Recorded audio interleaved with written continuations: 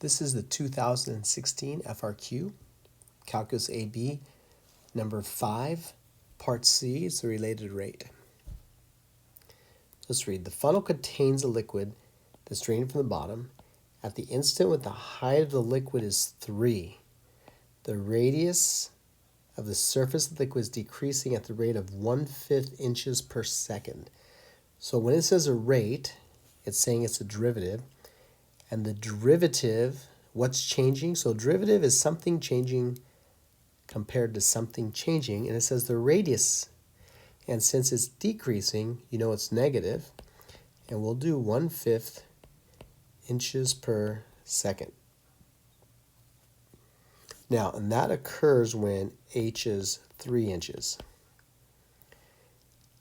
The next part says, at this instant, what is the rate of change of the height of the liquid? So they want how fast the height is changing with respect to time at that same time when h is 3 inches. That's what they're looking for. And so we need an equation that involves the radius and the height. And lo and behold, look, they gave us one right there. They're so nice to us. In this equation, r is a function of time and h is a function of time. And since they're actually functions and not our variable, we have to treat them as box in our chain rule, as a function. So the derivative of r is pretty straightforward, dr dt. 1/20 is a constant in front of a function. The derivative of 3, that's just 0. But the derivative of box squared will be 2 box to the first times the derivative of box. So that's going to be our equation that we're dealing with. Now we need to do it at a specific time, and that's when our h is 3 inches. So these rates are when h is 3. Well, we know dr dt when h is 3, that's given to us right here. So we're going to plug that in for dr dt, negative 1/5 inches per second. And h, we know is 3, so I'll plug 3, and that's inches, so I'll get my units in there.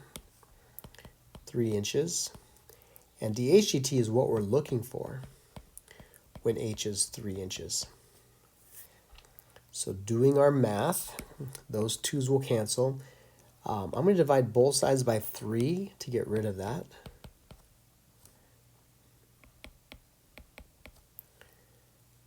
Those will cancel. And what do we get? We get negative 1/15.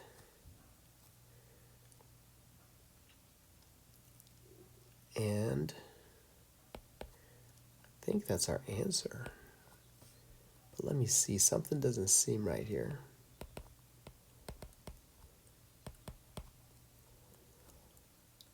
Okay, let me double check something real quick.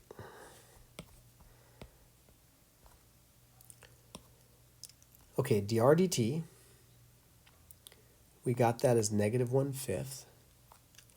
Oh, I see what's wrong. I don't know how to copy numbers. That's a 20. This reduced to 1/10. And there's a 3 over here. So that's 3/10. So to get rid of that, I'm going to have to put a 10 on top.